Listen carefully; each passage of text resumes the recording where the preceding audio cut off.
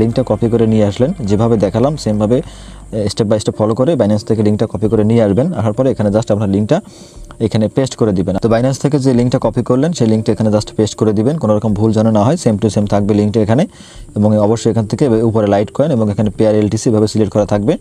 তো আপনি যেটা করবেন এখান থেকে, এখন আপনি যেটা করে এই ব্যালেন্স যে অপশনটা আসবে আপনার এখানে ব্যালেন্সের উপরে জাস্ট ক্লিক করে দিবেন। ক্লিক করে দিলে এটা কিন্তু অটোমেটিকভাবে এখানে বসে যাবে। দেখেন এখানে কিন্তু অটোমেটিকভাবে চলে আসছে, এভাবে করে সম্পূর্ণটুকু আমাদের সিলেক্ট হয়ে গেছে।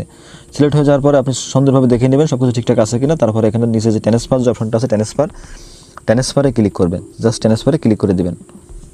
ক্লিক করে দেওয়ার পরে সব কিছু ঠিকঠাক আছে কিনা দেখে নেবেন। এখানে পেমেন্ট ইনফরমেশন, যেমন payment system light coin, credit হচ্ছে এতটা, এবং এখানে আমাদের গেটওয়ে ফি, দেখেন এখানে গেটওয়ে ফি লাগবে সেটাও কিন্তু এখানে দেখাচ্ছে, এবং আমাদের অ্যাড্রেস হচ্ছে এটা, লিঙ্কটা হচ্ছে যেটা বাইন্যান্স থেকে কপি করে নিয়ে আসলাম।